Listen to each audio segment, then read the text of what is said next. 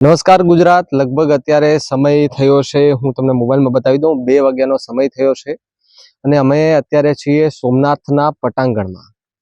અને જે ભારત અને પાકિસ્તાન સામે જે લડાઈ લડી રહ્યું હતું ને તેમાં ભારતે કે જે સતત પહેલા શાંતિ રાખી હતી અને ત્યારબાદ પાકિસ્તાન કે જે ડ્રોનથી ભારતના અલગ અલગ વિસ્તારોમાં જે નાના મોટા હુમલાઓ કરી રહ્યા હતા તેનો વળતો જવાબ આપવા માટે થઈ અને ભારતીય સેના, વાયુસેના, ભારતીય આર્મી, આપણા જવાનો આ બધાએ અને જે આખી ડિફેન્સ છે એ બધાએ સૌથી મોટો નિર્ણય લઈ અને રાત્રે ને રાત્રે પાકિસ્તાન પર જે સ્ટ્રાઇક કરી છે તેને લઈને આખા વિશ્વમાં ચર્ચાઓ થઈ રહી છે. પેલા દ્રશ્ય બતાવવાના પ્રયત્ન કરું કે ત્યાં આગળ પોલીસનો જે બંદોબસ્ત છે તે પણ અત્યારે અહીંયા જોવા મળી રહ્યો છે. ખડે પગે પોલીસ છે તે પણ જોવા મળી રહી છે, કારણ કે સોમનાથ મંદિર આસપાસનો જે વિસ્તાર છે, સાથે સાથે દ્વારકા સહિતનો જે વિસ્તાર છે એ વિસ્તારમાં પણ બ્લેકઆઉટનો જે કહેવાય ને કે ઓર્ડર આપવામાં આવ્યો હતો કે લાઇટોને બધું બંધ કરવામાં આવ્યું હતું. ત્યારબાદ સોમનાથ સહિતનો જે વિસ્તાર છે એ આસપાસના વિસ્તારોમાં પણ ਇਸ પ્રકારના દ્રશ્યો સામે આવ્યા હતા.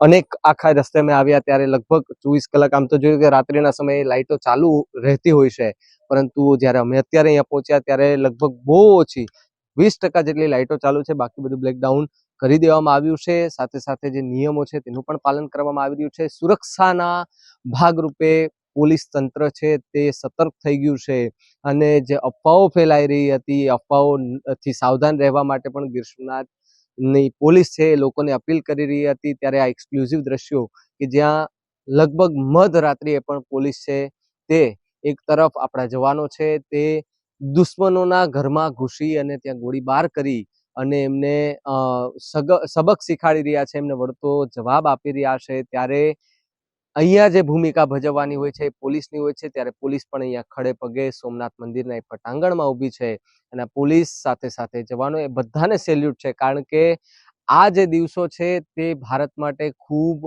કહેવાય કે કઠિન પણ હતા અને કહેવાય કે એક આપણી જીત માટે થઈ અને કદાચ રાત જાગવું પડે આપણા સેના કે જ્યાં એ લોકો છે, ત્યાં સેનાના કહેવાય ને કે આર્મીના જે લોકો છે એ સતત દિવસ રાત મહેનત કરી અને આખું આ મિશન પાર પાડ્યું છે.